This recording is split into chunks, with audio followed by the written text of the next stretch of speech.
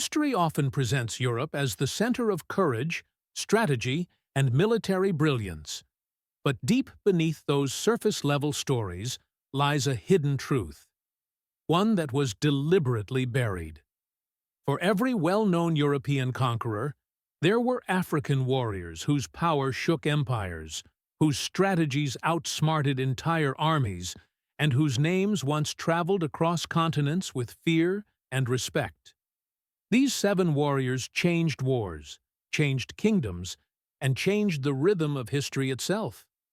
But when later writers, scholars, and colonial powers pieced together their version of the past, these names were quietly removed. Erased, forgotten, hidden on purpose. This story brings them back, not as myths, not as footnotes, but as giants who walked this earth in full strength. Their victories were real. Their influence was undeniable.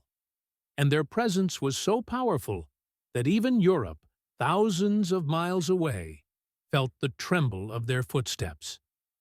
Before this journey unfolds, the narrator reminds the listener, if you are here because you believe truth matters, if you want forgotten names to rise again, then this is the moment to subscribe.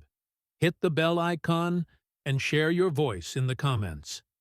These stories survived against all odds. Keeping them alive now is a responsibility we share. What follows is not simply a list of warriors, it is the recovery of a legacy. The story begins in the deserts of North Africa, where a strategist emerged whose brilliance made foreign invaders question whether they had misjudged the land they marched into. He did not come from wealth. He did not inherit a polished throne.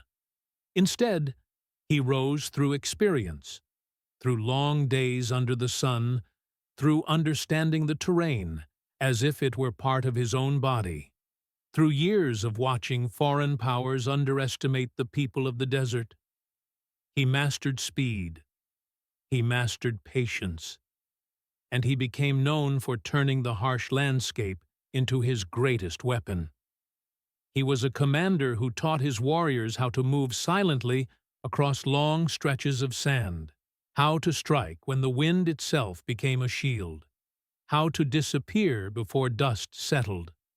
Foreign powers, better equipped, better funded, better armed, believed victory was their right. But every time they attempted to push forward, he broke them with tactics they had never seen. His strategies forced entire armies to retreat. He humiliated commanders who expected easy triumph. And as the years passed, letters written by European soldiers described him not with stereotypes or arrogance, but with real fear. They warned one another not to underestimate the shadow of the desert, a name whispered more than written. His victories became an uncomfortable truth for those who built the image of European supremacy. So later historians removed him, leaving only fragments behind. But even in silence, his legacy lived on. Generations of desert fighters studied techniques he pioneered. His name faded from textbooks, but his impact never truly disappeared. From the dry heat of the desert, the narration shifts to lush lands farther south, where another warrior shaped history, a woman whose leadership shattered everything Europeans believed about African societies and about women's roles within them. She came from a kingdom that valued discipline, unity, and strength. And by the time she rose to command, she had already proven herself countless times on the training grounds. Her forces were unlike anything foreign observers had ever seen. She trained soldiers to move as one, to defend their lines with such precision that invading troops often broke formation before even reaching them. Her shield wall was famous. It was not simply a defensive line, it was a moving force, a living barrier that struck fear before a single strike was thrown. European traders and travelers documented her leadership in journals, sometimes reluctantly, because her success contradicted the narratives they wanted to spread, that African kingdoms were disorganized, or weak. Instead, they found a commander whose strategies rivaled Rome, a woman who led with both steel and compassion, a leader whose soldiers followed her not because of fear, but because of deep respect. Her victories shook the confidence of nearby colonial powers. They began to realize that conquering her land would not be simple, nor quick, nor guaranteed at all. And so, over time, her achievements were softened, minimized, and eventually erased in many written accounts. Yet her legacy remained in oral histories, in songs, in the memories of people who knew her strength long before pen met paper. The narration then moves to vast grasslands where a general led a cavalry force that became the nightmare of every invading army. He trained riders who could navigate terrain at impossible speed, who could strike from angles foreign troops never anticipated, and who communicated with signals that allowed entire forces to respond within seconds.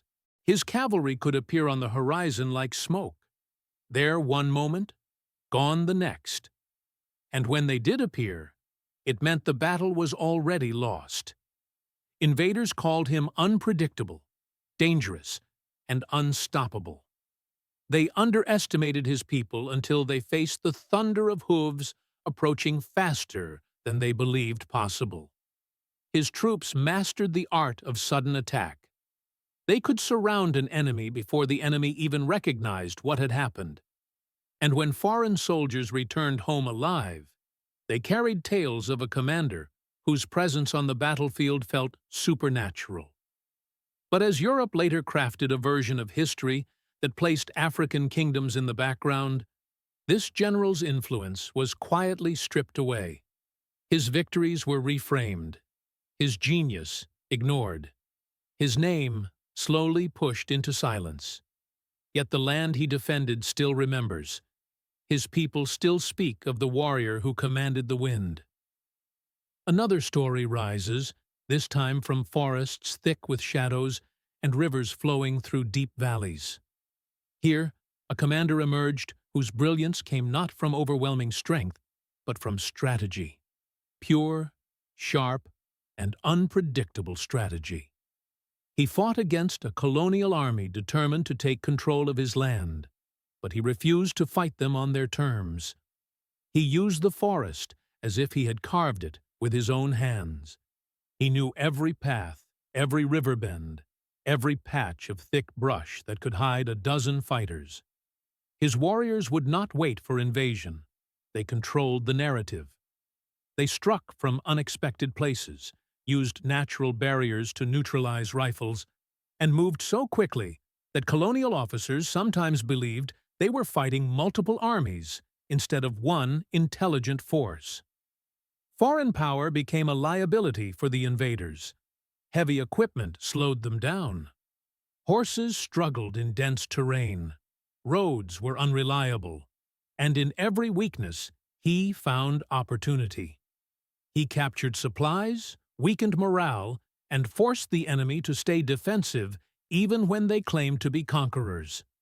Many of his victories never appeared in official reports written by colonial officers, because admitting defeat to a local commander challenged the image of European invincibility. So his brilliance was erased, but his lessons in resistance lived on, inspiring others long after his own time. From the forest, the narration journey continues to a warrior known for his unmatched skill with the spear, a fighter whose precision made him legendary. He was not born into a royal family. He was not trained in a palace. Instead, he rose from ordinary life, proving himself through consistency, determination, and an almost supernatural ability with long-range weapons. On the battlefield, he stood like a pillar of unshakable strength.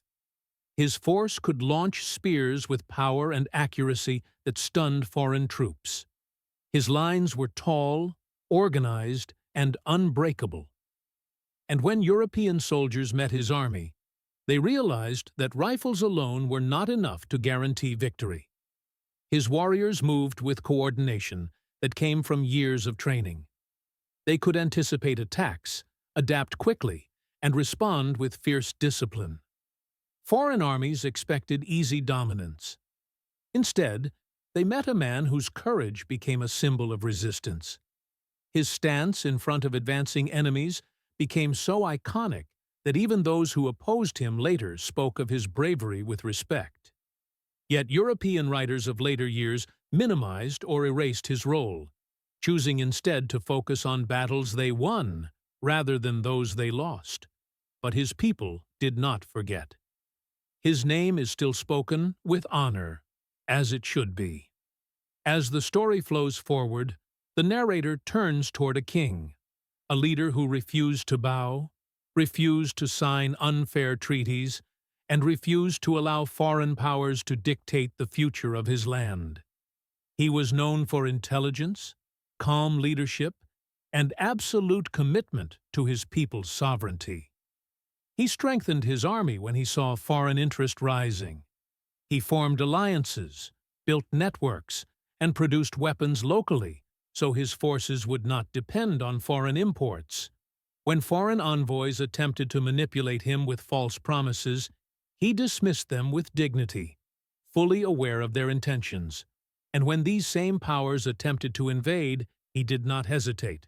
His army fought with discipline, using iron weapons and strategic formations.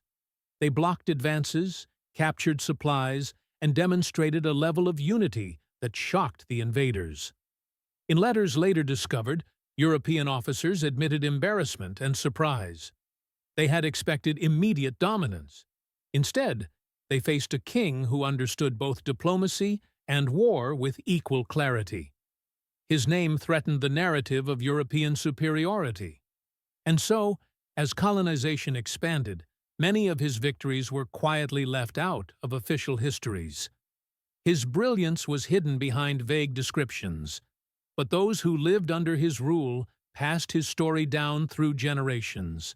Finally, the narration arrives at perhaps the most powerful figure of all, a man who began life under oppression, but rose to lead forces that shook continents. He had once been enslaved, treated as property by those who believed themselves superior.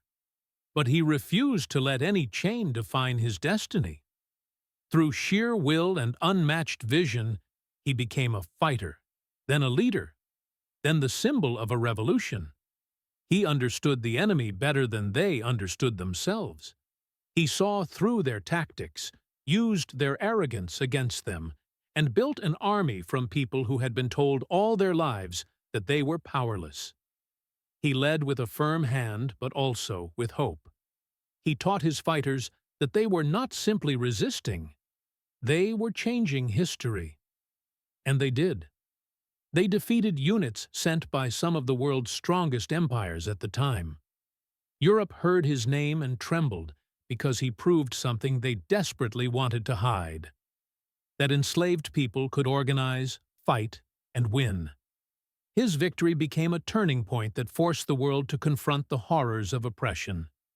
But after his time passed, many attempted to minimize his role, distort his story, or remove him entirely. They feared the inspiration his name could give to future generations. They feared the truth. But truth has a way of surviving, even in whispers. His story lived on in songs, in family memories, in hidden letters, in defiant pride.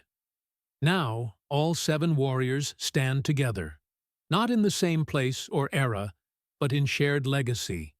They represent the courage Europe feared, the brilliance Europe silenced, and the truth history attempted to bury. The narrator reminds the viewer that these warriors shaped the world in ways that textbooks rarely reflect. Their stories are proof that power does not always flow from wealth or empire. Sometimes it rises from the desert, from the forest, from the grasslands, from ordinary people with extraordinary belief. Their erasure was intentional, and uncovering them is an act of restoration, not just information. It is a return of dignity, a rewriting of truth, a refusal to let silence win. As the story reaches its final moments, The narration becomes a call to carry these names forward, to share their strength with others, to break the cycle of forgotten brilliance. Viewers are invited to be part of this restoration, to like the video, subscribe to the channel, ring the bell, and comment which warrior changed their understanding of history. This story belongs to all who seek truth. These warriors did not fight in silence, and they should not be forgotten in silence either. Their courage reshaped continents. Their brilliance altered wars. Their presence challenged empires. And now, their names rise again, not as shadows, but as giants standing in full light.